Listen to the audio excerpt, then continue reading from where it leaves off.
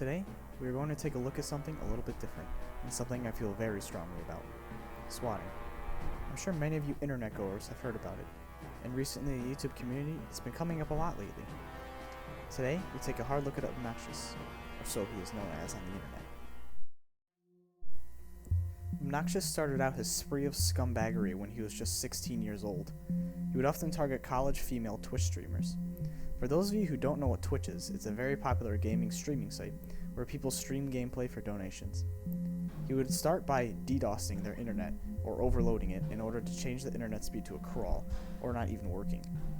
It would leave streamers not streaming for hours at a time. The cause wouldn't become clear until Obnoxious sent Twitch messages to the streamers saying things like, "I'm DDoSing you right now." He would blackmail them into adding him on Skype, saying things like, "If you want it to stop, add me on Skype and we can talk about it." Many women did, and people began to learn his story. He was a depressed teenager who grew up in Canada. His father had beaten and abused him, and his mother was mentally ill.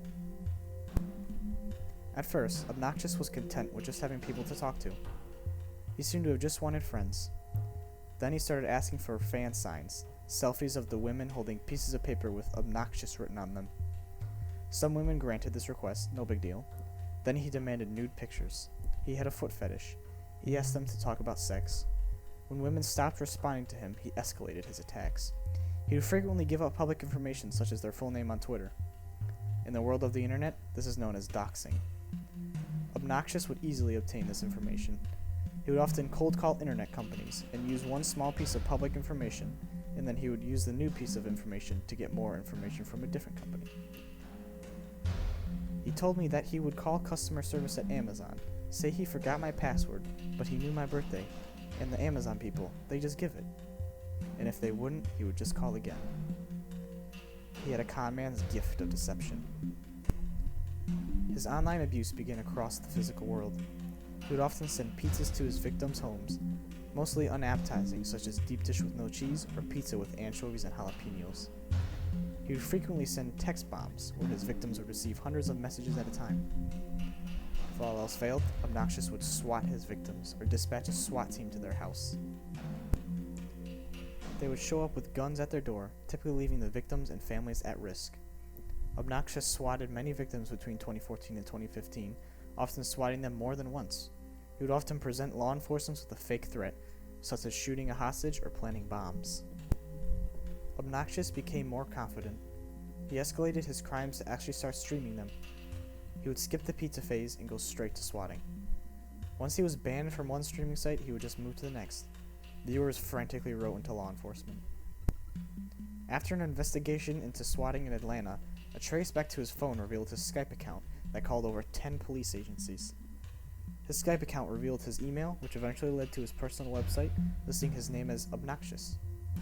Investigators found his birth name and hometown on Pastebin, posted by one of his enemies. On December 5th, 2015, the Canadian police arrested him. Georgia prosecutors charged him with 46 counts, including criminal harassment, public mischief, and extortion. He pled guilty to 23 counts. He was interviewed at length by a social worker, a psychiatrist, and a psychologist, who confirmed the Swatter's childhood had been tragic. The psychiatric report noted that he had essentially no remorse. His description of the pleasure he gets from causing humiliation and harm is suggestive of quite significant emerging psychopathic traits.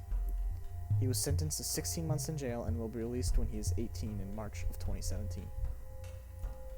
Swatting isn't new. Law enforcement encountered a string of swatters in the mid-2000s. However, it's cropping up more and more and affecting more lives in serious ways. Many are worried about the swatter and what he will be like when he's released. Swatting has become a huge problem in the internet community. I'm Dom from Criminal Profiles, and thanks for watching. Alright, kick back, relax, and let's hit it again. While you go tell your mother, father, cousin, the kid, and your other friends.